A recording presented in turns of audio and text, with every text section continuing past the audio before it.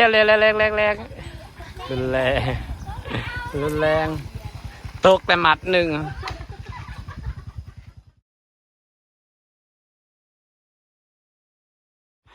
ว่าเดืองมัดกัดตกแต่ที่สิตัดมันจังบลายเบิร์ดซัมนี่ปะสวัสดีจ้าสบายดีพี่น้อง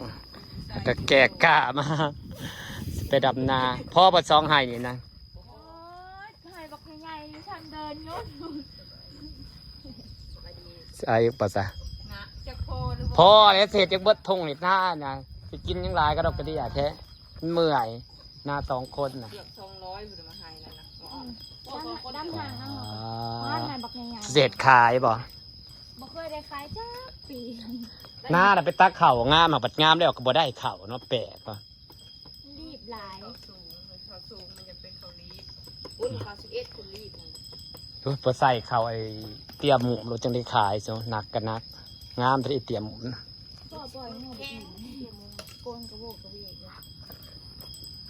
มันก็อ้วนซ้ำนี่แหละเอาแม่บักอันนี้มันบ่ได้จักคนเลยบักซีดี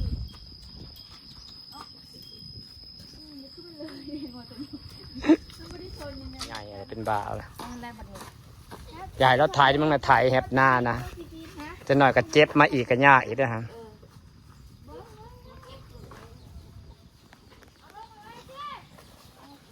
ลุยลุยลุยลุยลุยลุยลุยมันหอมก้าตัวใดพี่หนาก็ได้2 ตัวได้ปะนี่ตัวแม่ใหญ่นะมานอม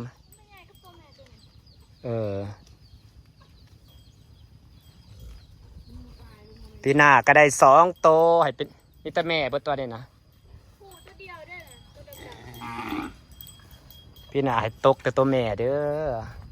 ฝุ่นลายบ่ปะเบิ่งฝุ่นกัน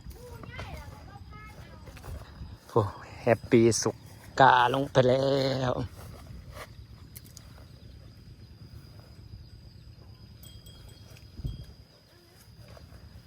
ฝุ่นบ่มีป้าฮะสิไปเอาเท้านะคะสวัสดีตอนเย็นเอากามาลงแล้วก็สิไปเอาเท้ามาราบมาแรงจ้าโอ้มันมานไปนะเนี่ยข้าเจ้าบ่เห็ดนาบางในหญ้านะคณะบ่เห็ดกันเป็นหน้าเหือเลยเนาะนี่รถเนาะมันก็งามงามจ้ากำลังพากันมาเอาเท้านะจ๊ะพี่น้องมากับแม่น้องตีก็ออมแอม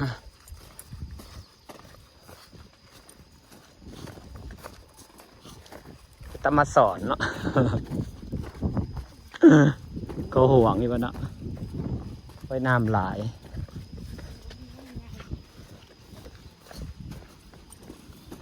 น้ำบอกขอนจะบริสอดเราห่วงพี่น้องเอ้ยฝนตกอยู่ตลอดนี่จ้ะทุ่งนาที่เรามาเอาเท้าค่ำแล้วก็ยังแดดอยู่เนาะนี่จะบ่เท่านั่นบ่เคยมาเอาเท้าเรามีแต่คนสั่งไม่ต้องตีลงลุยราคาซิมีให้กินอยู่ปะคะมีแต่คนสั่งมาเอาเท้าเด้อจ้ากับแม่น้องตีดีตีแต่งซอสตะพักกระเยงพักแวนกับพักแวนเนาะคนนาก็จับบริเหตุนาเก็บพักแวนนะไปกินพี่พักกระเยงกันนะมีอยู่บ่ประสงค์สิมีหักน้องนะงามๆเนาะงามอีหลีพี่ทุ่งนาเขียวงามอีหลีป้าผักกันจองป่าผักกันจองป่าผักขะแยงพี่น้องป้าผักขะแยงงามอีหลี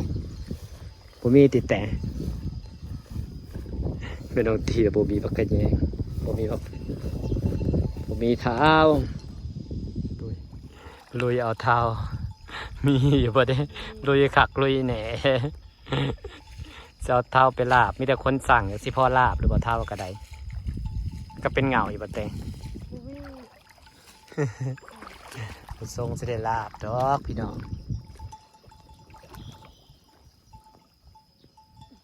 บุญทรงศิริรางามบ่กำลังเอาเทากันนะจ๊ะอ้ายดีจ้ะงามเนาะสีเขียวงามอีหลี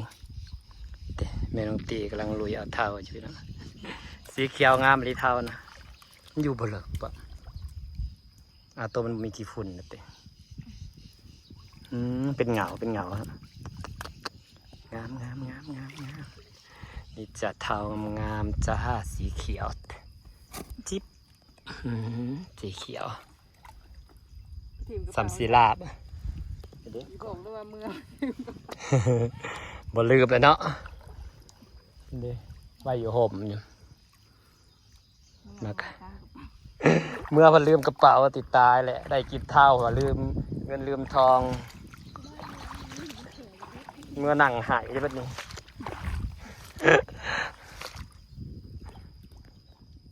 กำลังพากันลุยเอาเท่า2 คนออมกับแม่น้องปีสิเอาเท่าไปลาบนะคะเอาหลายๆเพราะมีคนสั่งหลายคน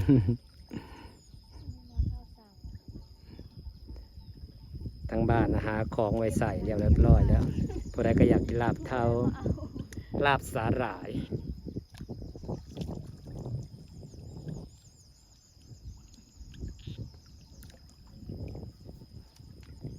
สีเขียวมันงามเนาะ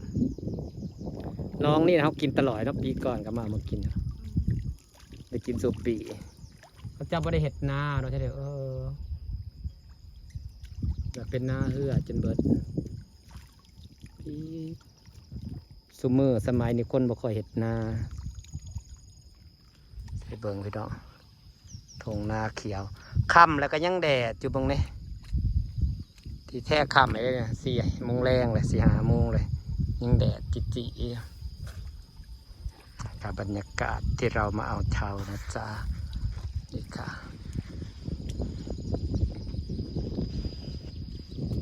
เท่านี้เนี่ยคนมาคอยเห็ดหน้ามันเลยเต็มไปเลย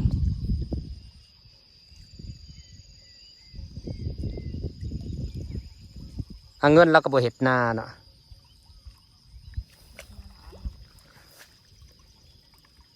ผักปุ้งผักป่าผักปุ้งป่าผักไอ้นี่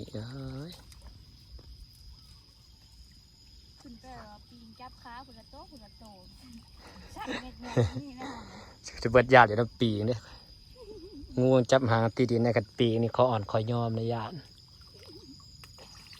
พี่จูดให้กระบุมอ่ะมันก็มีแต่เลือดในช่วงในมันบริมีใส่มีพุงมาได้จ้าพี่น้องมาเอาเท้าจ้าเอาเท้าไปลาบกินแมลงมากินลาบเท้านำกันได้จ้าก็จะเป็นตัวมันเน่ารอบก่อนเนาะเนื้อเน่าตัวมันเน่าขึ้นเต็มเยอะเน่ารอบก่อนเขียวงามอยู่ดิก็จะเป็นเงาเท้าจะเท้ามาเอาเท้าไปลาบพี่น้องสีเขียวคือเท้าลาบนะคะ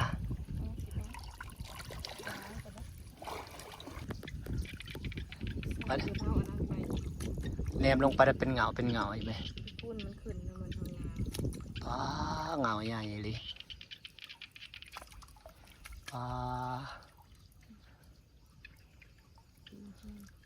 สะพกเขียวงามแต่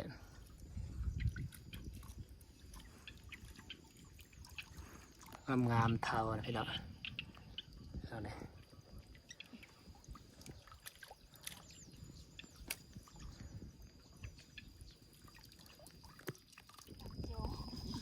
ผักกัดจองจริงตึกผักอีหินชื่อผักแก้มจองค่ะเอามาปลูกเลยนะผักกันจองเป็นฮาบุมีผักกันจองมาปลูกในบ้านแต่งงามมันหนักกี่ต่ม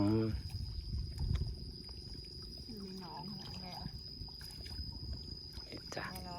มาเอาเท้าป้าลากกอดครึ่งกระจิงครึ่งสวิง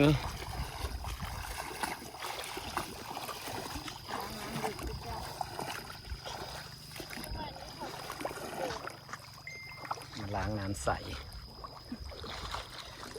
แล้วจับเล ก็ลืม โทรศัพท์หนูโทรศัพท์หนู หนูลืม มันกันน้ำไม่ใช่เหรอหนู ไม่รู้ยังไม่เคยตกน้ำนี่ ล้างเท้าเด้อจ้าพี่น้อง ตอนนี้เอาแต่ง งามมาสีมันนะสีงามล้างเท้าล้างเท้ามา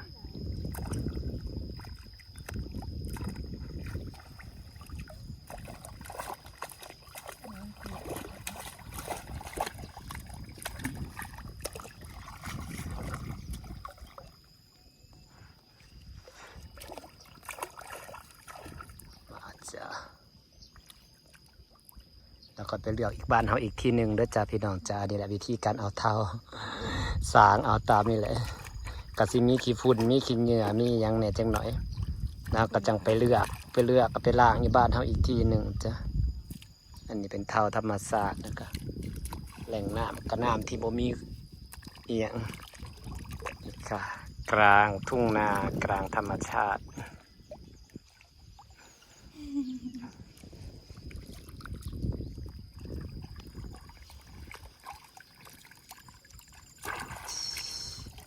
ที่พอแหละที่ฝุ่นมันหลายล้างน้ำสะอาดจ้ะ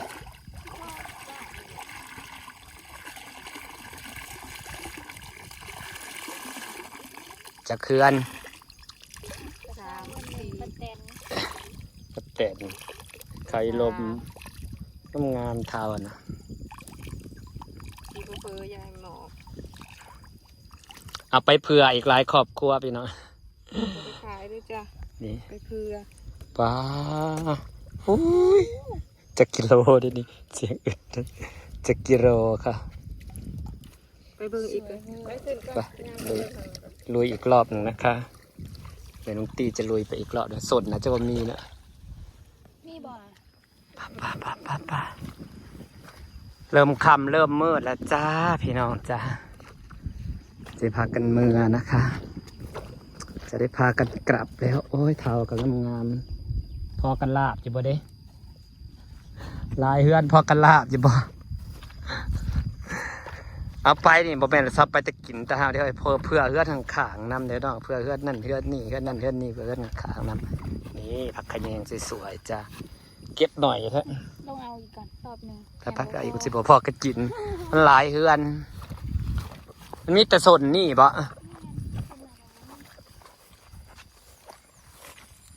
วัดแถวน้องกาในสบูมีบ่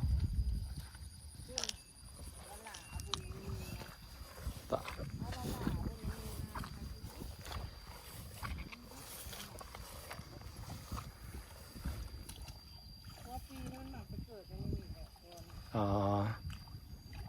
เพราะว่าเขามาเอาสุปีเป็นน้องเทาเดี๋ยวนี้นะเคยกินสุปี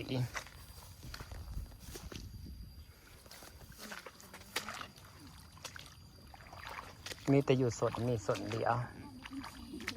ว่ากันโพสต์ขายกับบ่อึดคนซื้อไผสิดาเอาเขาบอกเอาไปขายเขาก็ไปขายเลยนั่นพักแว่ยังญาติกันอันนี้กับคนเอาลงโพสต์คนคอมเมนต์เซล เอาซ้ำแต่พอกินจ้าเอาไปขายเขาสิดาหัวพี่น้องเอ้ยอู้พักกันแย่งกันนะจะพังงามแท้ไปปลูกไว้ตามขอบหนองบ่เก็บพักกันแย่งไปปลูกไว้ขอบหนองข่อยก่อนนะ ต้นพี่ต้นน้องเที่ยวฝังเพื่อน แมนเอาไปตอนที่ตอนนอกข้างเฮือนพี่น้องเพราะเวลาเอาไปจักสิต้องเอาไปเผื่อลายเฮือนนำเฮือนนั่นเฮือนนี้ค่ะเฮือนเก็บผักขะแยงไปปลูกก็ได้ข่อยก็ได้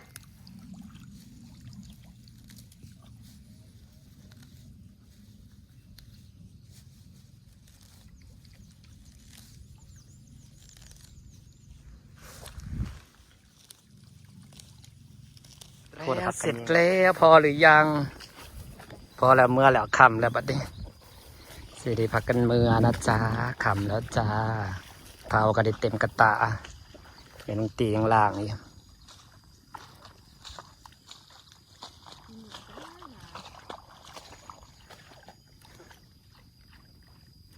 เผาจะเท่าจะเท่า ไปเยอะอยู่ถ้าเป็นจองเอา ไปกันเลือกกันเอง ฉันสิเลือกแล้วให้เขาเลือกเองหรือว่าสิเลือกให้เขาเออเปิดสิ แม่บอกให้ด้วยหน่อย มันบ่ได้คือตะกี้นะเขาเอาหัวเดียวก็เป็น อันนี้ ตุ๊กตาอันนี้นะประกันเลือก นี่เต็มกระตาแล้วจ้าสิริกลับเลยนะคะฝากบรรยากาศไว้สำนีนะจ้าสวัสดีจ้าพักขะเยดีจ้า บ่มีมือ